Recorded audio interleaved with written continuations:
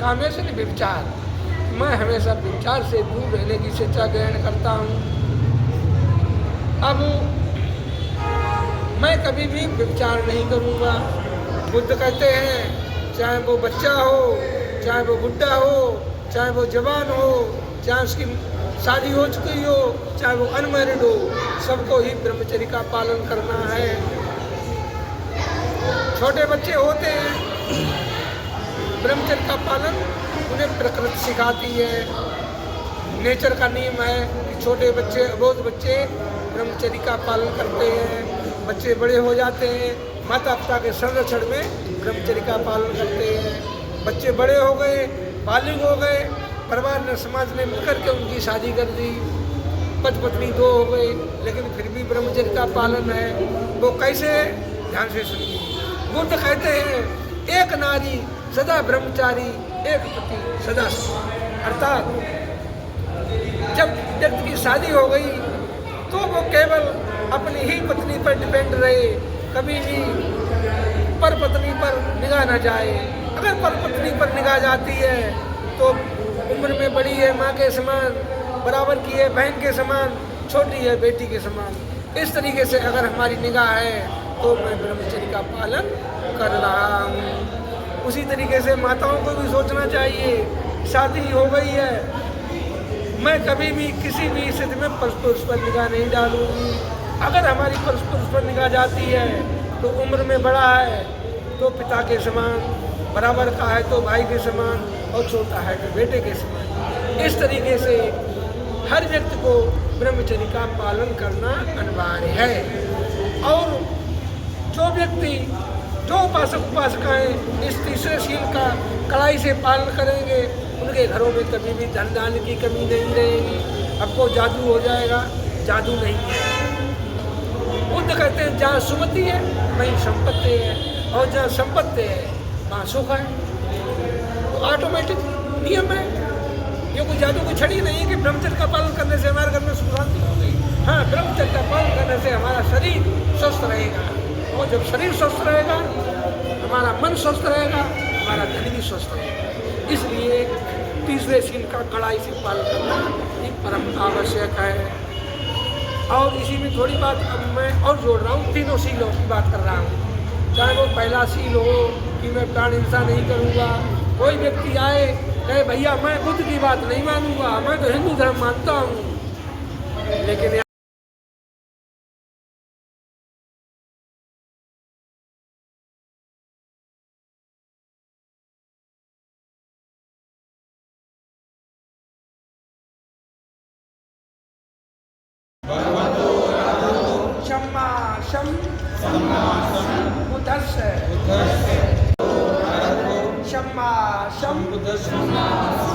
बुद्धस्य नमो तस्य भगवतो अरहतो सम्मा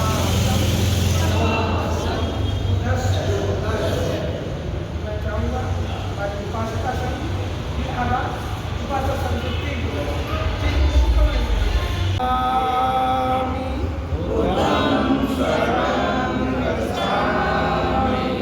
धम्मं शरणं गच्छामि,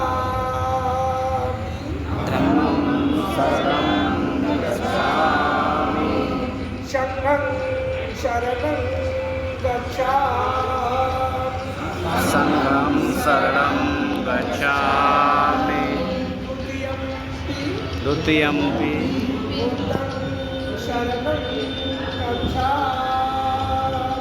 बुद्धं शरणं गच्छामि,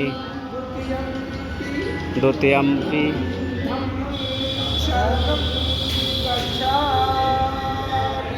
धम्मं शरणं गच्छामि,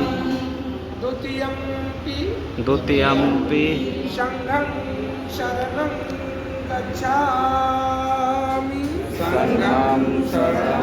गच्छामि, तृतीयम्पि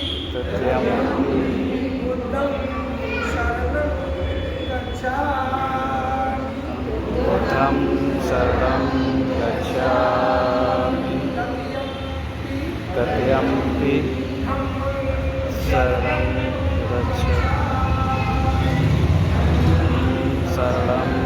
गच्छामि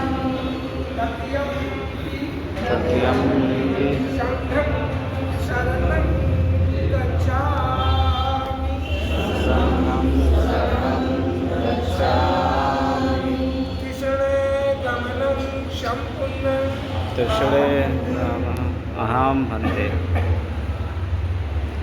पाणातिपाता पिपाता पाणातिपाता पाणातिपाता शिक्षापदं समादयामि क्षमादयामि अदिन्नदान अदिन्नदान वेरमणि वेरमणि शिक्षापदं समादयामि क्षमादयामि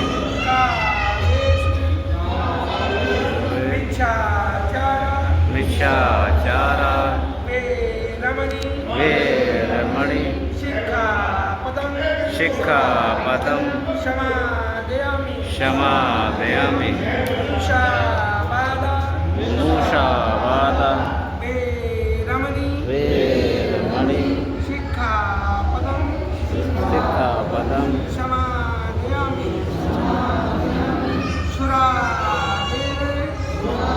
वेद मध्ये पमाधान वेरमणि शिक्षापदं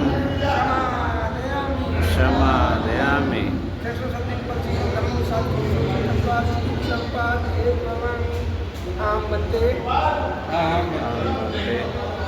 तो अभी हम सभी ने जाकर सम्यक समुद्र से प्रार्थना की थी, हे भगवान हमें 200 वर्ष। तो बुद्ध के प्रतिनिधि ने हम सभी को तिसरण और पंसील दिया। तो उसमें सबसे पहले बताया था नमो तस्स भगवतो अरहतो सम्मा सम्बुद्धस्स। इसका अर्थ होता है नमो मीन्स नमस्कार करता हूँ, तस्स माने उनको, भगवतो भगवतो का अर्थ होता है भग्न। भग्न मीन्स जलाना, खत्म कर देना, नष्ट कर देना। बतो आशाएं इच्छाएं तृष्णाएं कामनाएं। जिस व्यक्ति ने आशाएं इच्छाएं तृष्णाओं कामना को खत्म कर दिया, ऐसे व्यक्ति को मैं नमस्कार करता हूँ। अरहतो अरमान होता है दुश्मन, हतो में हन करने वाले, दुश्मनों का नाश करने वाले। सम्मा संबुद्धस्स का अर्थ होता है सत्य के मार्ग पर चलते चलते परम सत्य को प्राप्त होना ही सम्मा संबुद्धस्स होता है।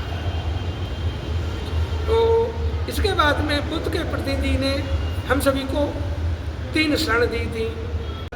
गच्छामि कि मैं बुद्ध की शरण में जाता हूँ। अब बुद्ध क्या मतलब है, हमें थोड़ा इसके बारे में हमें चर्चा करनी है। और जी ने बहुत अच्छी बातें बताई, किसी को सुना किसी को नहीं सुना, लेकिन उससे पहले हमें ये जानना है कि बौद्ध जी कौन थे, बौद्ध जी ने हमें क्या देना चाहा। ये हमारे आइडल हैं। आइडल कौन होते हैं? जो हमें रास्ता दिखाएं। अब रास्ता को दिखाने के लिए आए, लेकिन हमने क्या किया कि सुनी नहीं। क्यों नहीं सुनी? हम पे अपने दिमाग में अपनी बातें बहुत भरी हुई हैं। इनका जो नाम था वो था सिद्धार्थ, बचपन का। लेकिन जैसे जैसे थोड़ा सा समाज में पड़े हुए, इनको लगा कि आज जी तो जैसे जैसे समाज में इनको लगा कि हम भी इंसान हैं, हमें कुछ करना चाहिए। बचपन में कोई भक्त नहीं होता, कोई भगवान नहीं होता। फिर इनको ज्ञान के लिए इनको अंदर से कुछ लगा कि मुझे कुछ बनना है। फिर धीरे धीरे करके इन्होंने ज्ञान के लिए ये बहुत सारी बातें आई हैं। वैसे तो इन्होंने एक मरे हुए को देखा, ये कौन है, कहा कि ये मर गए हैं, भाई कैसे मर गए, अब इसके बाद ये नहीं रहेंगे। बहुत सारी बातें इनके दिमाग में हैं। और उसके बाद इन्होंने अपना रास्ता घर से छोड़ करके और जंगल तरफ निकल गए। वहाँ इन्होंने भक्ति की, इनको ज्ञान की प्राप्ति हुई। ज्ञान की प्राप्ति हुई तो इन्होंने अपने आप को शांत कर लिया। कोई किसी इन्होंने हिंसा की तरफ, हिंसा होता मारना, हिंसा की तरफ इन्होंने बिल्कुल अपना मुँह मोड़ लिया और सारा ज्ञान समाज को देते हुए आज ये बहुत कहलाए। बहुत का मतलब बुद्धि, इनमें दिमाग आ गया, इनका जागृत दिमाग को इन्होंने जगा लिया। तो हम आप भी इस रास्ते पर चल करके ये कर सकते हैं, ऐसा नहीं है। ये हमारे आइडल हैं, इन्होंने जो ये ऐसे जो इनका साइन जो दिखा रखा है ये है बुद्धि का निशान, ये है यहाँ से, इसका मतलब है हमारा ये बुद्धि हमें यहाँ से मिलती है, ज्ञान हमें यहाँ से मिलता है। तो ये मुद्राएं हैं, वैसे अलग अलग उस तरह की हैं। इन मुद्राओं के जरिए हम अलग अलग वो ध्यान लगाते हैं, लेकिन इन्होंने ये ध्यान दिया कि ऐसे लगा करके हम आराम से बैठ करके, कोई मन में विचार नहीं, कैसा भी पारिवारिक कोई नहीं, संसारिक कोई नहीं, चुपचाप बैठ करके अपना ज्ञान जो इन्होंने दिया है वो सीखना है। अब इसके बाद हमने इनसे ले लिया, बाबा साहब की तरफ थोड़ा सा इशारा करते हैं हम। इन्होंने, ये भी हमारे आइडल हैं, ये पढ़ाई के मामले में, ज्ञान के मामले में ये भी हमारे बहुत ऊँचे तक पहुँचे हैं। इन्होंने हमें कलम का ज्ञान दिया कि लड़ने से नहीं, जूते से नहीं, लाठी से नहीं, कलम की मार सबसे होगा। जो कलम उठाएगा, पढ़ेगा, वही आगे बढ़ेगा। तो ये तो इतने महापुरुष हैं, हमें दूसरे के पास जाने की जरूरत नहीं है कहीं भी। किसी के पास कोई कहीं भी कुछ भी कर रहा हो, करने दो। हमारे जो तो ये दो भगवान ऐसे हैं, अगर हम इन्हीं की सुन रहे हैं, पढ़ रहे हैं, हमारा जीवन इतना जबरदस्त बन जाएगा, हमें किसी के सामने सर झुकाने की जरूरत नहीं। बहनें बैठी हैं, खूब आराम से खाना बनाती हैं, बच्चों को पालती हैं, लेकिन कई बार घर में कलह होता रहता है छोटी छोटी बातों पर। इन्हें दे दो, इन्हें दे दो, ये बोल ही है नहीं, इन्हें दो, इन्हें थोड़ा सा इसमें परिवर्तन आ जाए कि जो हाथ तो आपके चल रहे हैं, दिमाग भी लग रहा है, लेकिन ध्यान है जो और जगह पे है, परिवार के झंझटों में पड़ा हुआ है, प्यार नहीं है परिवार में। क्यों नहीं है? क्योंकि हम कहीं ना कहीं अजर हैं, दिमाग कहीं ना कहीं और जगह काम कर रहा है। उस प्यार को परिवार में लाना है, खाना अच्छा बनेगा, पहले अपने आप को चुप कर लेना है। आँखें, कान, तीन चीज़ है जो विवाद का कारण होती है। अच्छी चीज़ देखो, आँखें काम करेंगे, अच्छा सुनो, कान काम करेंगे, अच्छा बोलो, मुँह काम करेंगे, क्योंकि ये चीज़ ही विवाद की जड़ है और इन्हीं से प्यार बनेगा। अगर हम आंखें बंद कर लें तो 70% काम हमारा आँखों के जरिए ख़त्म हो जाता है। 70% काम ये आँख नहीं करती है पूरी दुनिया में। 14% काम करते हैं कान। कानों से हम अच्छा सुनते, बुरा सुनते हैं। अगर कान हमारे अच्छा सुनेंगे तो 14% काम हमारा अच्छा होगा। 3% काम करते हैं बाकी हमारी और इंद्रियाँ। ये ज्ञान हमारे आपस में ही मिलते हैं, हमें कोई स्कूल नहीं है इनके लिए, या ये भंते जी हैं या और भी हमारे महापुरुष हमसे मिलेगा। तो 100% काम ऐसे ये शरीर कर रहा है। सबसे पहले हमें अपने आप को सुधारना है, दूसरे को मत सुधारो। हम उदाहरण देते हैं, वो ऐसे क्यों कर रहा है, वो ऐसे क्यों कर रहा है। अरे भाई, जो कर रहा हो करने दो, अपने आप को ठीक रखो। खाना मैं खाऊंगा तो मेरा पेट भरेगा, दूसरे का नहीं भरेगा।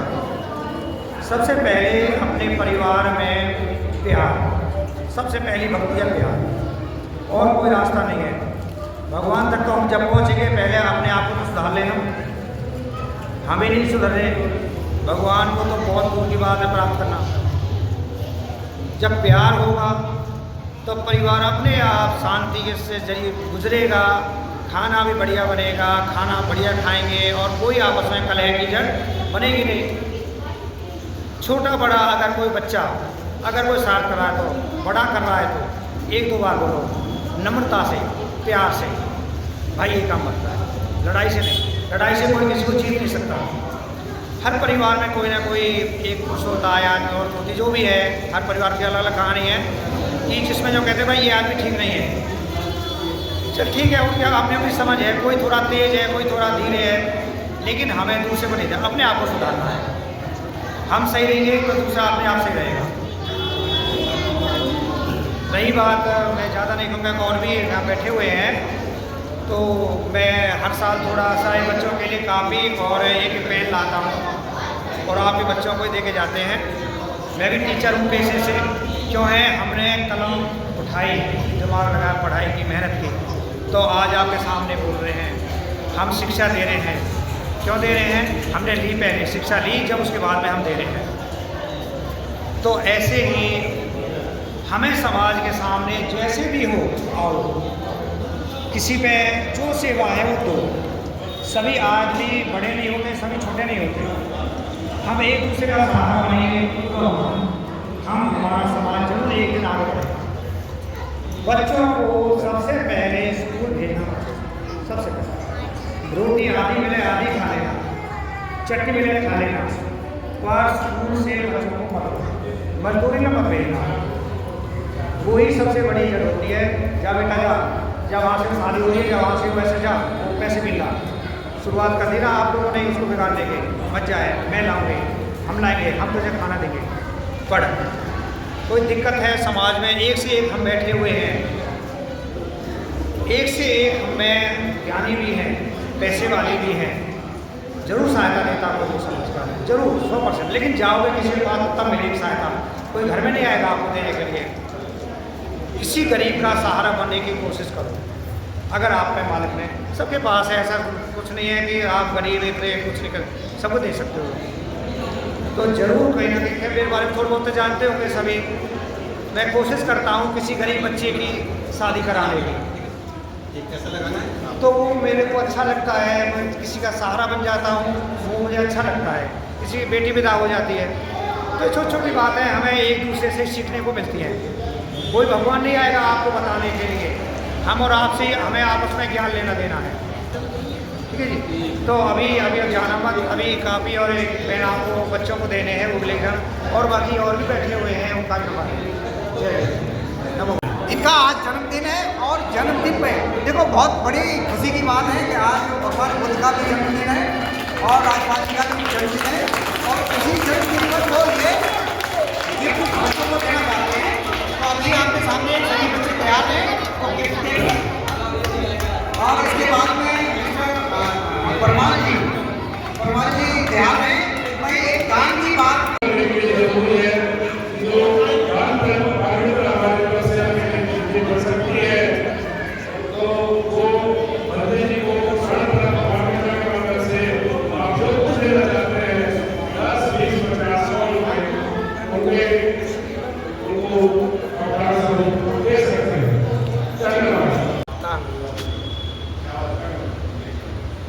बुद्ध किसी व्यक्ति विशेष का नाम नहीं है।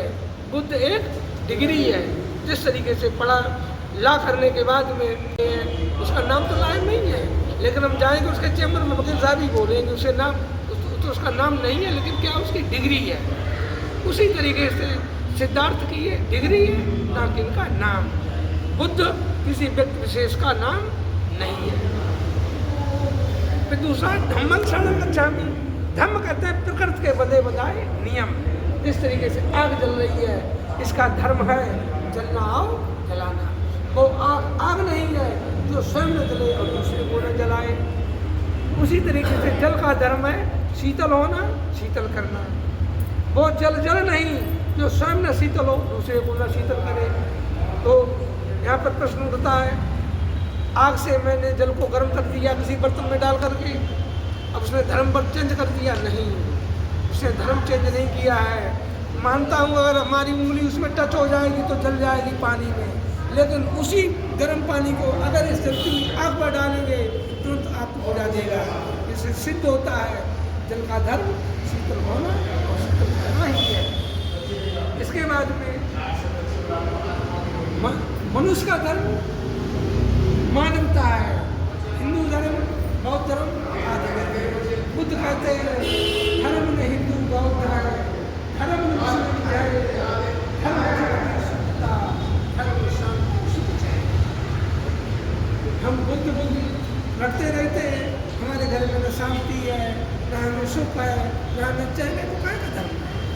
धर्म यही है। हिंदू धर्म बौद्ध धर्म नहीं है, मनुष्य की मानवता ही धर्म है। मनुष्य की जिस मनुष्य में मानवता है वही धर्म है। और उसके बाद में हमारे पास सुख शांति हो, अमन चैन हो, तो ही धर्म है।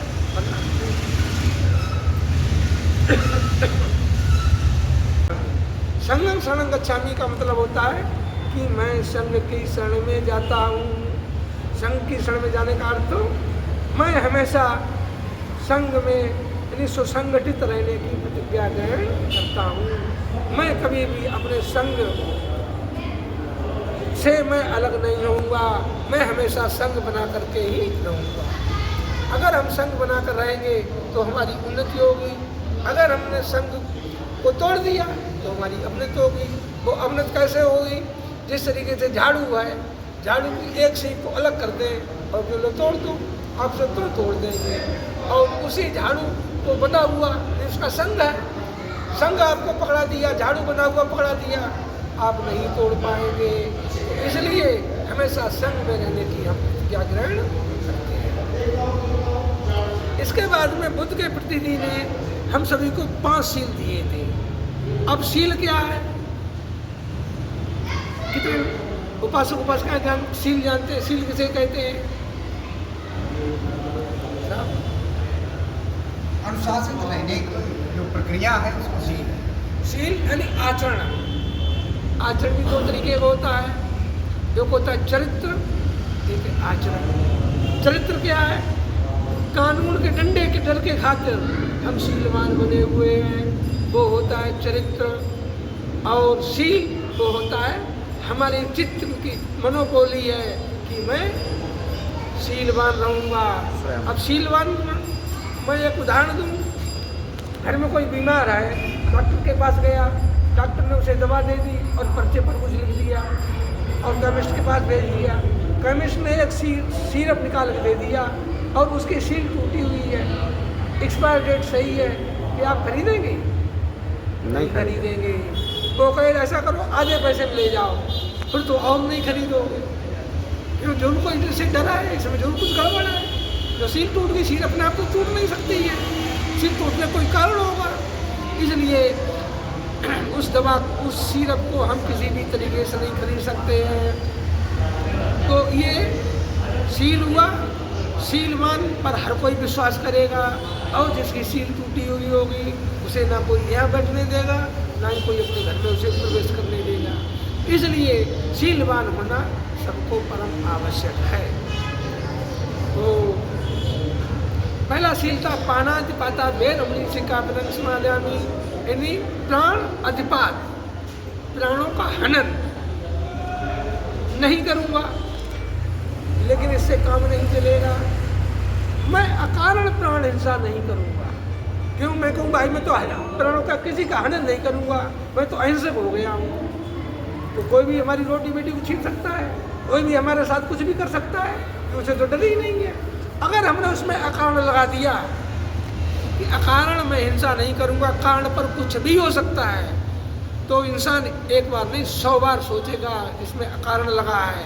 कारण पर मर भी सकता है, मार भी सकता है, कुछ भी हो सकता है कहने का मकसद। इसलिए बुद्ध कहते हैं अकारण प्राण हिंसा नहीं करना है।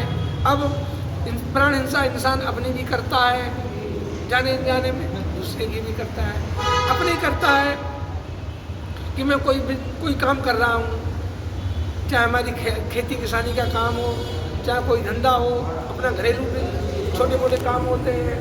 अब हम काम पर बैठ के भोजन तैयार नहीं था, भोजन का समय भी नहीं था। अब भोजन का समय हो गया, काम हमारा थोड़ा रह गया है। अब मैं चाह रहा हूँ कि ये काम हमारा पूरा हो जाए तभी मैं भोजन करूँ। अब जब हमारा काम पूरा हो जाए तभी भोजन करेंगे। हमें भूख लगी, तीव्र हुई, तीव्र भूख मर गई। भूख मर गई तो भूख कहीं चली नहीं गई है। जब भूख मर गई तो भूख कहीं नहीं गई है। भूख ने हमारे ब्लड से, हमारे शरीर से एनर्जी ली और अपनी भूख की पूर्ति कर ली। उस समय जब हमारे भूख की पूर्ति हो गई, भूख मर गई। अब अगर हम खाना खाते हैं तो वो खाना हमें नुकसानदायक होगा। इसलिए कभी भी कुछ समय पर खाना नहीं खाना है, और जब भूख लगे तो उतना ही खाना है। बुद्ध कहते हैं उपासको, हे भिक्षुओं, जिस दिन तुम ये जान जाओगे कि हमें कब खाना है, कितना खाना है, क्या खाना है, उस दिन बीमार होना भूल जाओगे। अब दूसरे की हिंसा हर कोई जानता है। किसी को लिया, उठाई, गन शूट कर दिया, प्राण हिंसा हो गई। तो प्राण हिंसा किसी भी सूरत में मैं अकारण नहीं करूँगा, मैं ऐसी शिक्षा ग्रहण करता हूँ। ये हुआ नकारात्मक शील। सकारात्मक शील है कि अपने शक्ति चले तक अपने शरीर से जितने भी हो सकेगा मैं परोपकार करूँगा, मैं ऐसी शिक्षा ग्रहण करता हूँ। दूसरा शील है अदिन्ना दाना वेद सिक्का पदम समाजामी। अदिन्ना आमन नहीं दिन्ना मन दिया जाता है। जो चीज़ हमें नहीं दी जाती है मैं कभी भी उसे नहीं दूंगा, मैं ऐसी शिक्षा ग्रहण करता हूँ। अब अर्थात मैं चोरी नहीं करूँगा। चोरी नहीं करूँगा तो क्या करूँगा? मैं मुक्त हस्त दान दूँगा। चाहे राजा हो, चाहे रंक हो, चाहे फकीर हो, चाहे ग्रस्त हो, चाहे गृह त्यागी हो, दान लेना सबको ही परम आवश्यक होता है। अब दान देना सबको परम आवश्यक है तो कोई कह रहे मैं तो गरीब हूँ, नहीं पैसा हमारे पास नहीं, धन है नहीं, जैसा भी हो, जितना भी हो, दान देना परम आवश्यक है। क्यों परम आवश्यक है वो मैं एक उदाहरण से समझाऊंगा। एक राजा था तो उसके पास बहुत सा धन था।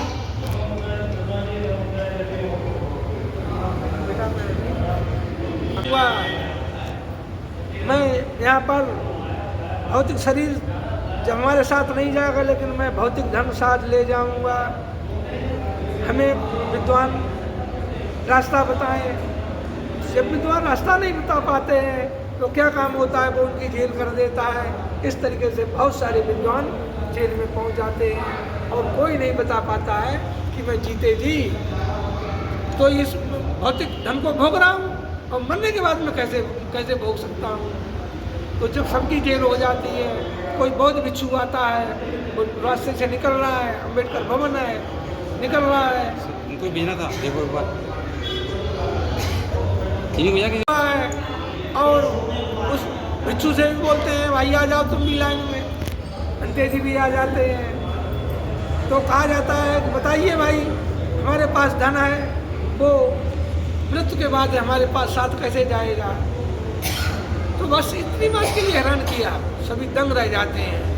क्यों? वहाँ तो हजारों जेल में पड़े हुए हैं और बौद्ध भिक्षु कह रहा है बस इतनी बात के लिए हमें हैरान किया। ये कोई वो नहीं है तो जल्दी बताओ कैसे पहुँचेंगे। तो बंते जी ने कहा आप कभी अफ्रीका गए हैं? हाँ महाराज में गया। तो धन ले गए थे साथ में? हाँ धन ले गए। वो धन खर्च हुआ? नहीं हुआ। क्या किया? बॉर्डर पर जमा कर दिया, वहाँ की करेंसी ली और खूब खर्च की। तो बुद्ध ने कहा, वो बंते ने कहा हे महाराज जिस तरीके से आपने अपनी करेंसी वहाँ जमा की और वहाँ की करेंसी आपने खर्च की, उसी तरीके से जो आप यहाँ धन सुपात्र को दान करेंगे, दान करने की भी वो स्थितियाँ हैं, सुपात्र होना आवश्यक है कि जो यहाँ पर सुपात्र को हम दान दे लेंगे, कुपात्र को दान देना अनर्थ होता है, सुपात्र को दान देंगे वही दान हमें फ्यूचर में हमारे काम आएगा। तो कहने का तात्पर्य है अदिन्ना दाना बेरमणी सिक्का पदम समाजामी, यानी कभी भी किसी भी स्थिति में मैं चोरी नहीं करूँगा और इसके बदले में मुक्त हस्त दान दूंगा। अब फर्ज करिए आज गोल्डन चांस है दान करने का, दीक्षा लेने का, शिक्षा लेने का, और हमारे घरों में बनते नहीं है। अब हम दान किसे दें? और बनते को बुलाने का हमारे पास समय भी नहीं है, या कोई भी काम हो सकता है। अब हम दान किसे दें? तो हमें क्या काम करना चाहिए कि अपनी मेहनत की गाढ़ी कमाई का अधिकतम 10% और न्यूनतम 2.5% प्रतिदिन, यानी प्रतिदिन मतलब जो मासिक वेतन लेता है महीने पर निकाले, खेती किसानी करने वाले छमाही पर या सालाना पर निकाले, और जो डेली कमाते हैं, खाते हैं, बिजनेस करते हैं, उन्हें डेली 2.5% मिनिमम और अधिकतम 10% अपनी गाड़ी कमाई निकालनी चाहिए। और निकाल करके आज की डिजिटल ज़माना है, चाहे ऑनलाइन गुल्लक हो चाहे ऑफलाइन गुल्लक हो, उस गुल्लक में 2.5% पर डे, पर मंथ या पर ईयर हमें डालना ही डालना है। अब सोचिए हम 2.5% डालते रहे, हमारे पास पैसा बहुत सारा हो सकता है। कभी कोई भिक्षु पहुंच गया या नहीं पहुंचा, हमने बुला लिया, उसे श्रद्धा से 2 पैसे उसे भी दान दीजिए, क्यों भिक्षु कभी भीख नहीं मांगता है। और जब भीख नहीं मांगेगा, भिक्षु किस पर डिपेंड है? उपासिकाओं पर। कोई मेहनत तो करता नहीं है, भाई बिजनेस करता हो उससे मेहनत करके खाएगा, वो आपके ऊपर डिपेंड करता है। तो इसलिए भिक्षु को बुलाया या भिक्षु किसी तरीके से मिल गया, उसे जितनी श्रद्धा हुई, भले ही 1 पैसा की श्रद्धा है तो 1 ही पैसा दान देना है। ये नहीं कि आपने लिया 100 का नोट या 1000 का नोट या 1 लाख रुपया आकर के बंदे जी को डोनेशन दे दिया। मैडम बैठी हैं, अब इनके पास इतना पैसा नहीं है, इनके पास इतना पैसा नहीं, तो ये मन मलिन करे हमारे पास तो पैसा नहीं है। आपने जो 1 लाख रुपया डोनेशन दे दिया तो किस लिए दिया? अरे मैं तो यहाँ पर प्रतिष्ठित व्यक्ति हूँ, मैं यहाँ पर धनाढ़ व्यक्ति हूँ और मैं सामर्थ्यवान हूँ, तो इस भिखारी को, इस भिक्षु को चलो दे देते हैं पैसा। तो वो दान नहीं रहा, समझ लीजिए, तो आपका 1 लाख रुपया व्यर्थ चला गया। मैडम ने 1 पैसा अपनी मेहनत की गाड़ी कमाई का निकाला और दान कर दिया। बंदे जी को 1 पैसा दान कर दिया। ध्यान रखना, वो 1 पैसा आपके 1 लाख पैसे से कई गुना दान हुआ है। तो कहावत में कहा गया, दानम दंतु श्रद्धा शीलंग रखंतु सबदा भावना बताऊँ रखंतु देवता बता, कि जो श्रद्धा से दान करते हैं उनकी देवता हमेशा रक्षा करते हैं। और जो अहंकार में घमंडवश या अपनी प्रतिष्ठावत की हमारा नाम हो, प्रतिष्ठावत जो दान कर रहे हैं, बंदे जी को दान कर रहे हैं, कैमरा की तरफ चेहरा है तो चित्त कहाँ तुम्हारा कैमरे में दान नहीं लग रहा है। दान वही होता है जो शुद्ध चित्त की एकाग्रता से दान करते हैं। तो और एक दान होता है, हमारे घरों में शादी होती है, बहन बेटी के घर में शादी, दूसरे कुछ गिफ्ट देते हैं। हमारी साइड में तो भात भरना कहते हैं या क्या कहते हैं, हम जानते नहीं हैं। तो जो बहन बेटी को जो भाई या पिता जो गिफ्ट ले जाता है शादी में, वो क्या काम हुआ, शादी में बहू, हमारी बहू भी जाएगी बेटी के यहाँ, जब हम जाएंगे तो बहू भी जाएगी। जब बहू शादी में गई तो बहू के लिए साड़ी 21 खरीद ली और बेटी के लिए 19 खरीद ली। ध्यान रखना, जिस समय बहू साड़ी पहनेगी उसकी साड़ी चमक दमक होगी, और बेटी की शादी में जो तुमने गिफ्ट दिया है वो गिफ्ट तुम्हारा 19 रहा, पैसे में कम रहा, थोड़ा कम का खरीदा आपने, जरूर उसमें कोई साइड इफेक्ट होगा और वो बेटी कभी भी अपनी भाभी के बराबर में वो साड़ी नहीं पहन पाएगी। और जब साड़ी नहीं पहन पाएगी तो अपने पिता की इज्जत तो बचाएगी, लेकिन मन मलिन हो जाएगा। मन मलिन हो गया, आपका 2 पैसे का दान नहीं रहा।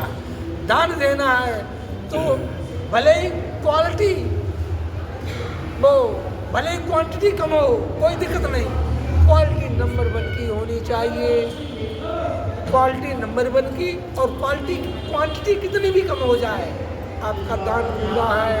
आपने क्वांटिटी बढ़ा दी और क्वालिटी खराब कर दी। क्यों, हम भोजन खा रहे हैं, रोटी को क्या नाम घी लगा करके और भंते को सूखी पकड़ा दी।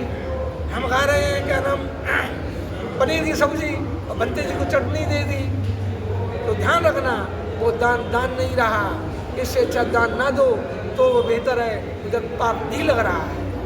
तो दान देना अच्छी तरीके से, आज जो मैंने बताया उस तरीके से दान देना परम आवश्यक है। घर पर कोई हो कोई भिखारी आया हो, कोई भिक्षु आया हो, दान दीजिए, नहीं आया तो दान देना है। अब कैसे दान और करना है? दान दे रहे हैं हमें। हमने अपनी गुल्लक में प्रतिदिन 2.5% या 10 मैंने दान डाला। आज ना तो कोई भिक्षु को हमने दान दिया और ना ही हमारे घरों में कोई किसी रिश्तेदारी की शादी है जो मैं अपनी बहन बेटी के लिए भात भरने के लिए जाऊँगा। तो हाँ, बहन बेटी की तो बात ही नहीं हो पाई है। नहीं, दान हमने कहीं खर्च नहीं कर पाया और हमें बहुत सारा पैसा हमारा इकट्ठा हो गया।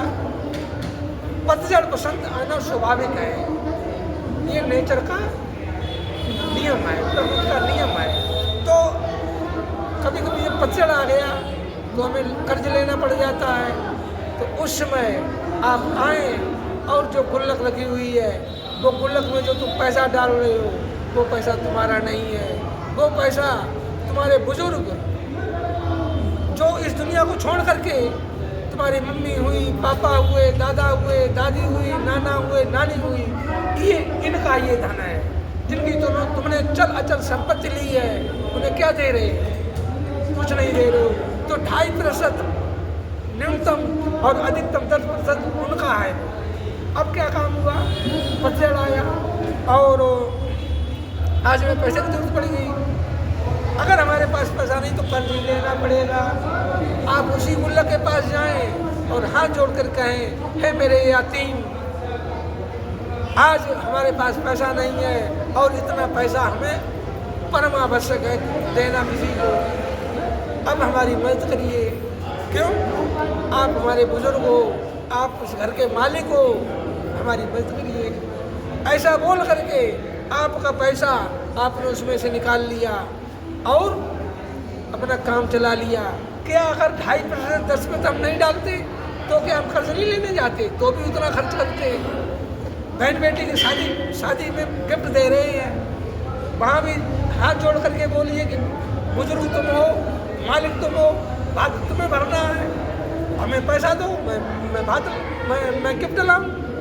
इस तरीके से गिफ्ट दी और इसी तरीके से हमने मुसीबत में वहाँ से पैसा ले लिया और बूंद बूंद से घड़ा भर गया, तुम्हें पता नहीं लगा और तुम्हारे पास लाखों रुपया हो गया और तुम्हारे लाखों का काम चल रहा है। तुम्हारा पैसा तुम्हारे लिए ही काम आएगा। तो इस तरीके से जो दान करते हैं तो उनके घर में हमेशा समृद्धि रहती है, कभी भी किसी प्रकार धन की कमी नहीं रहती है। और भिक्षु आ गया, अगर भिक्षु आज बंदे जी को बुलाया, बंदे जी को जरूर कुछ न कुछ दोगे। जब दोगे, अगर वो गुल्लक होती उसमें निकाल के देते, गुल्लक नहीं है तो भी देना पड़ रहा है। तुम्हें खर्च करना पड़ेगा, चाहे वो गुल्लक से खर्च करो चाहे पैसे खर्च करो।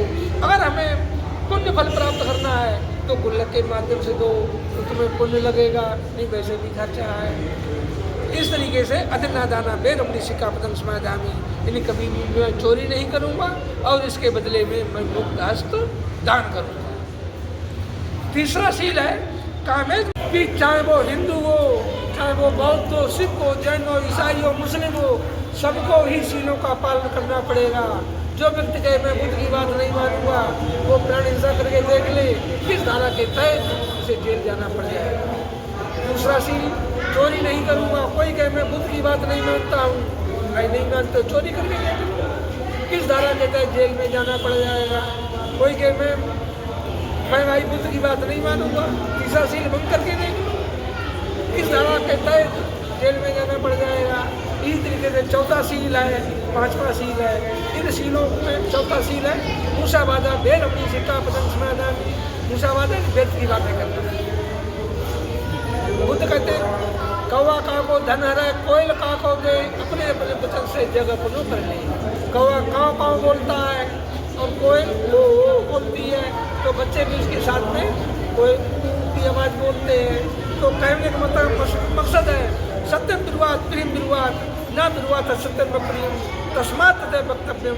बच्चे के का करना, ये सत्य बोलना चाहिए, प्रिय सत्य बोलना चाहिए, अपनी सत्य कभी भी नहीं बोलना चाहिए, क्योंकि बोलने में कोई गरीबी नहीं है। और दूसरा है मूसावादा में आ जाता है किसी की चुगली करना, मुँह पर निंदा करना, ये सब चौथे सील में ही आते हैं। तो इन सबसे मैं वृत्त रहने की शिक्षा ग्रहण करता हूँ। पांचवा है सुरा मेरे मध्य पमात ठाना बेरमणी सिक्का पदम समाधान। सुरा मीन्स शराब, मेरे मीन्स कच्ची शराब, मध्य मीन्स पक्की शराब। पमात ठाना प्रमाद उत्पन्न करने वाली चीजें जितनी भी हैं मैं इनसे दूर रहने की शिक्षा ग्रहण करता हूँ। इसी के साथ शीलों का अर्थ इतना ही। और ईसा पूर्व एक राजा सुद्धोधन है, शाक्य वंश से है, उसके बेटे का नाम सिद्धार्थ है। वो तप के बल पर बोध प्राप्त करता है और तभी से उसे हम सभी बुद्ध कहने लगते हैं। अब ये त्रिवद पावनी पूर्णिमा जो है इसमें 3 घटनाएं घटित हुई थी। पहला 563 ईसा पूर्व सिद्धार्थ का जन्म हुआ था, कहाँ? लुम्बिनी वन में। इसके बाद में वैशाख की पूर्णिमा को क्या नाम बोध प्राप्त हुआ था, कहाँ? बोध गया में। और कुशीनगर में पूर्णिमा के दिन ही महापरिनिर्वाण हुआ था, इसलिए इसे त्रिविध पावनी पूर्णिमा कहते हैं। अब बुद्ध ने जो तपस्या की, किसकी तपस्या की, क्या किया, कैसे उन्हें बोध मिला? जैसे कोई उपासक जानते हैं? नहीं जानते। तो बुद्ध ने तप किया, इसे कहते हैं साधना। पाली भाषा में कहते हैं विपश्यना। विपश्यना के 2 चरण होते हैं, आन अपान सती क्रिया और दूसरा विपश्यना। आन अपान सती क्रिया के भी 3 चरण होते हैं, शील, समाधि, प्रज्ञा। शील का अच्छी तरीके से विस्तार से व्याख्यान किया और शील ही ध्यान की जड़ है, शील ही ध्यान की नींव है। तो ध्यान यानी विपश्यना। विपश्यना के 2 चरण होते हैं, आनपान सती क्रिया और विपश्यना। आनपान सती क्रिया के 3 चरण होते हैं। पहला चरण होता है यानी इसमें अच्छी तरीके से मैंने व्याख्यान किया, ये शील। समाधि क्या है? समाधि है कुशल चित्त की एकाग्रता। अब इसमें कुशल चित्त क्यों लगा दिया? इन्हीं आपने बगुला को देखा होगा, बगुला देखा है? पानी में खड़ा होता है, एक टांग पर खड़ा होता है, जरा भी हिल डुल नहीं सकता है, उसकी भी वो समाधि है। लेकिन वो अक्सर है। अक्सर क्यों है? शांत खड़ा है, मछली आए तुरंत गड़क कर जाए, तुरंत मछली को निकल जाए, है समाधिष्ट लेकिन अकुशल है, काम की नहीं है। कुशल चित्त की एकाग्रता यानी हमारा चित्त कुशल हो और एकाग्र हो। तो इसमें हमें क्या करना है? मन को वश में करना है। और जब हम मन को वश में करेंगे तो ये काम आपकी कागज सही है, ये लंबा प्रोसीजर है, एकदम समझ में नहीं आएगा। अगर इसे समझना चाहेंगे आप लोग तो आपको जेतवन बुद्धविहार सेक्टर 2 जो त्रिखा कॉलोनी में बना हुआ है वहाँ पर आए। प्रत्येक इतवार को 8 से 9 बजे तक हम ध्यान साधना वहाँ सिखाते हैं। यानी मन को बस में करने की विधि होती है। कहा बोली मन को मार गगन चढ़ जाई, मन सोबर बैठ न आई।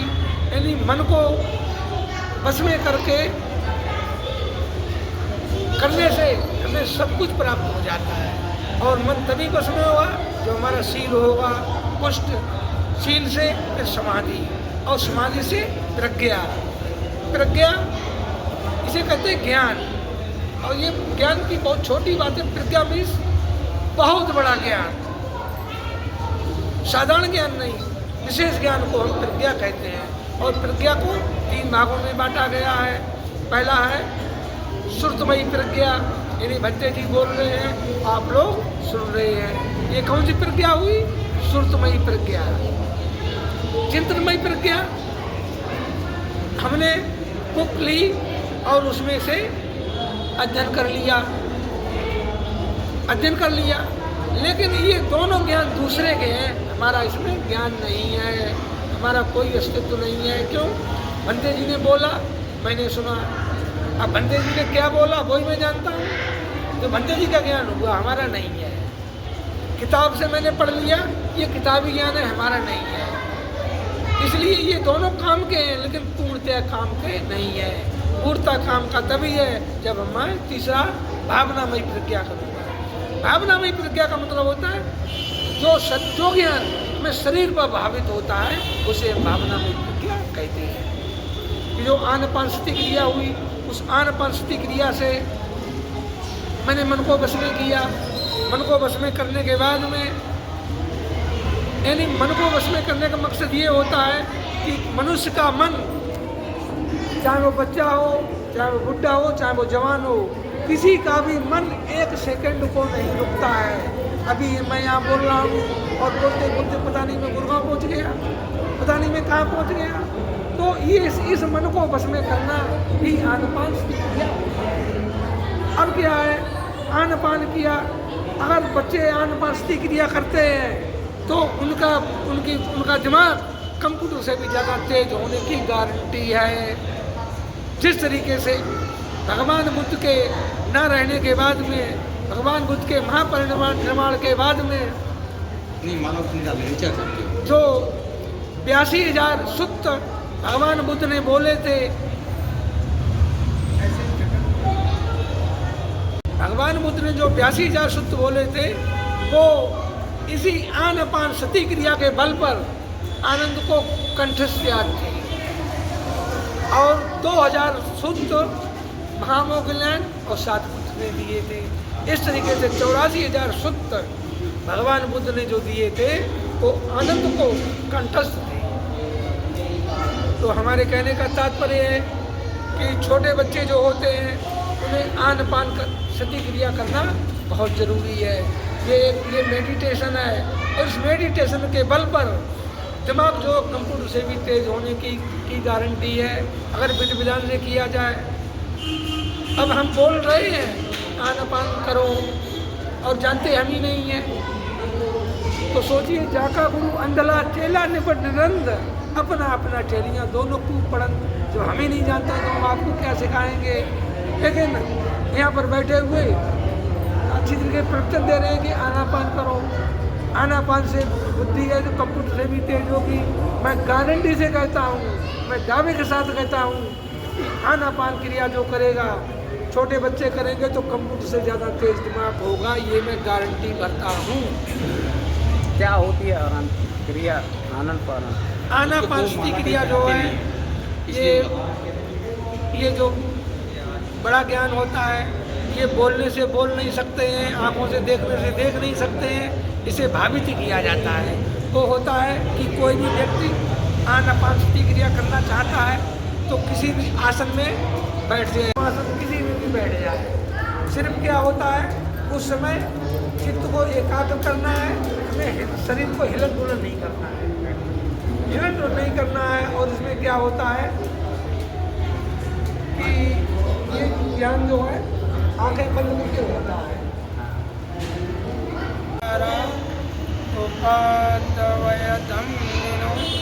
उपाचित्वा निरुज्यन्ति ते संगूपसमासुतो भवतु सर्वमङ्गलं भवतु सर्वमङ्गलं भवतु सर्वमङ्गलं। एक बार बोलो साधु साधु साधु। उतारने और अपनी आंखें बंद रखें। जब हमने अपनी आंखें बंद की तो हमें चश्मा लगाने की आवश्यकता ही नहीं है।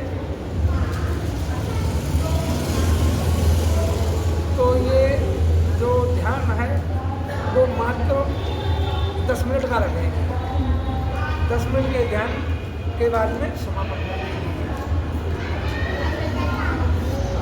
बैठ जाओ, ऐसे बैठो, ऐसे बैठो। जिस आसन से समता भरे चित्त से सारा ध्यान नासिका के नीचे नीचे नीचे देखो। ऊपर वाले ओठ के ऊपर, नासिका के दरवाजों पर, नासिका की दीवारों पर केंद्रित करें। इस जगह से आते हुए सांस को आता हुआ, जाते हुए सांस को जाता हुआ जाने। प्रत्येक सांस की साफ साफ जानकारी बनी रहे, साफ साफ जानकारी।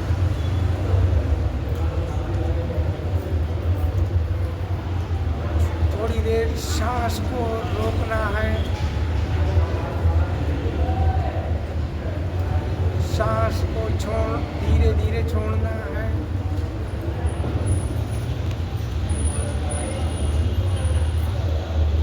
अब सांस की थोड़ी आप कसरत करनी है। हमारा सांस आ रहा है, आ रहा है, आ रहा है, आना बंद हुआ। सांस जा रहा है, जा रहा है, जा रहा है, जाना बंद हुआ। सांस आ रहा है, आ रहा है, आ रहा है। जब हम अच्छी तरीके से ये जान लेंगे कि हमारा सांस आ रहा है, जा रहा है। अब आना बंद हुआ, सांस को थोड़ी देर रोका। अब हमारा सांस जा रहा है, जा रहा है, जा रहा है। इस क्रिया को जब तक अच्छी तरीके से ना आ जाए, चाहे वो 10 मिनट लग जाए, चाहे 10 दिन लग जाए, कितना भी समय लग जाए, इस क्रिया को करना है। इसके बाद में अपने ध्यान के स्थान को छोटा करेंगे। सारा ध्यान नासिका के नीचे, ऊपर वाले ओठ के ऊपर, नासिका के दरवाजों पर केंद्रित करें। इस जगह से आते हुए सांस को आता हुआ, जाते हुए सांस को जाता हुआ जाने। प्रत्येक सांस की साफ साफ जानकारी, साफ साफ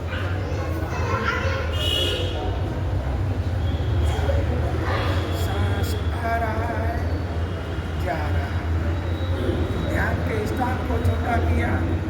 अब सांस की कोई कसरत नहीं करनी है, सरल स्वाभाविक सांस। सांस आ रहा है, जा रहा है, आ रहा है, जा रहा है।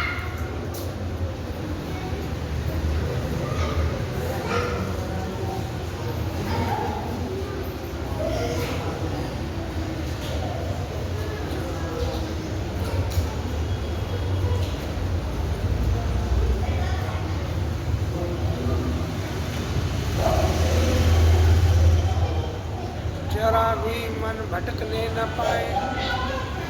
अगर मन भटक जाए, तुरंत सांस पर ले आए।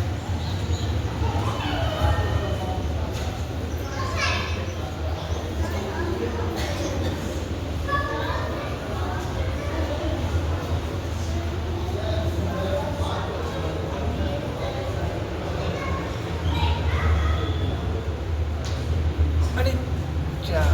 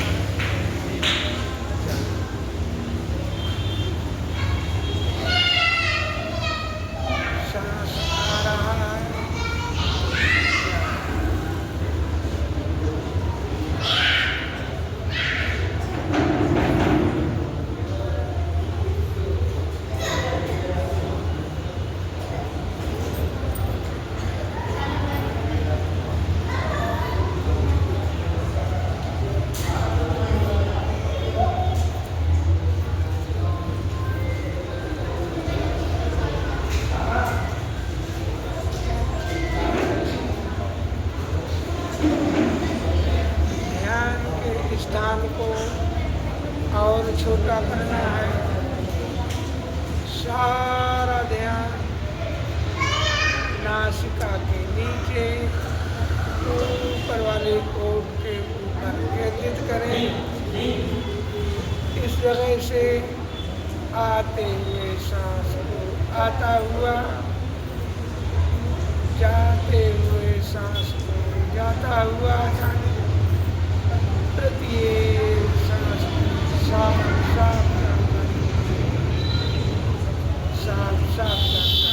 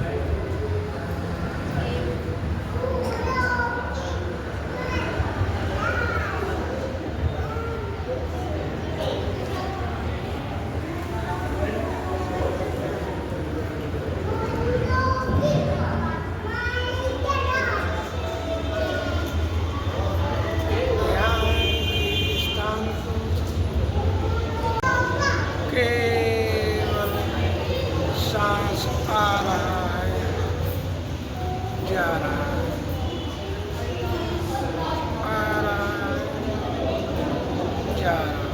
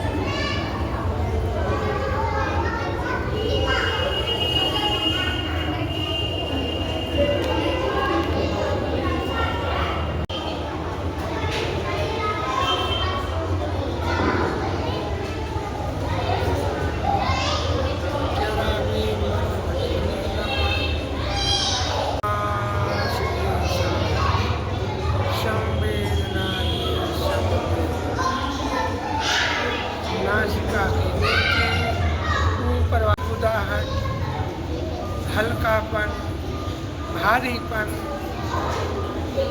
सर्दी, गर्मी कुछ भी महसूस हो सकता है।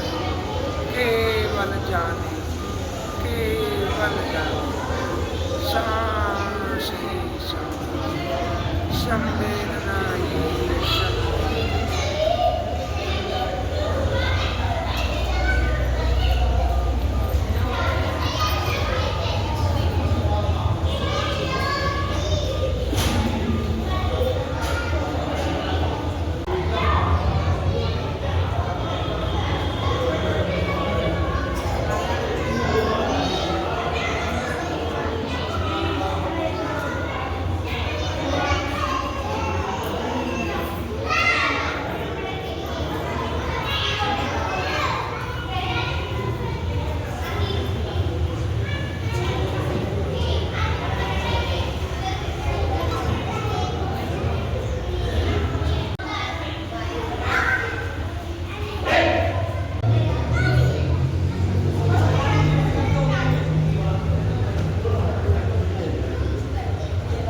किए हैं। शील का अच्छी तरीके से विस्तार से समझाया। समाधि जो थी वो कुशल चित्त की एकाग्रता ही समाधि होती है। बहुला समाधि लगाता है पानी में, वो कुशल चित्त नहीं होता है, वो अकुशल चित्त होता है। और जो यहाँ पर समाधि लगाई है वो कुशल चित्त की एकाग्रता, यानी अपने मन को खुश होकर के वश में करने की विधि। इसके बाद होती प्रज्ञा, शील, समाधि, प्रज्ञा। प्रज्ञा मैंने बता दी थी, प्रज्ञा 3 प्रकार की होती है। सुरतमयी प्रज्ञा, चिंतमयी प्रज्ञा, भावनामयी प्रज्ञा। सुरतमयी यानी जो बंते जी ने बोला, आपने सुना, सुरतमयी प्रज्ञा हो गई। चिंतमयी प्रज्ञा किताब से पढ़कर मैंने ज्ञान सीख लिया, लेकिन ये दोनों ज्ञान दूसरे के हमारे नहीं है। हमारा ज्ञान वही हुआ जो मैंने प्रैक्टिकल करके उस ज्ञान को सीखा, उसे कहते हैं भावनामयी प्रज्ञा, ये प्रैक्टिकल। बस ध्यान यही होता है। इसके बाद में जो गहराइयों पे जाते हैं वो विपश्यना होता है। विपश्यना कब होता है? जब हमारा चित्त बिल्कुल एकाग्र हो जाता है, हमारे चित्त में कोई मलिनता नहीं होती है, हमारा चित्त हमारे बस में है। जब पूरा चित्त हमारे बस में हो जाता है तब समाधि होती है। समाधि में होता है कायानुपश्यना, चित्तानुपश्यना, धम्मानुपश्यना, वेदनानुपश्यना। ये अनुपश्यनाएँ होती हैं। ये साधारण आदमी के लिए, साधारण मनुष्य के लिए नहीं है। ये जो इसी पर लागू होता है कि भाई ये उसके लिए हो। आम आदमी के लिए आनापान सति क्रिया, जिससे उसका मन बस में हो जाए। जो चीज़ याद करना चाहे सारा फोकस हमारा वहीं पर जाए। जो हम काम करना चाहे हमारा सारा फोकस वहीं जाए, हमारा मन इधर उधर बिल्कुल ना भटके। ये आनापान सति क्रिया हो।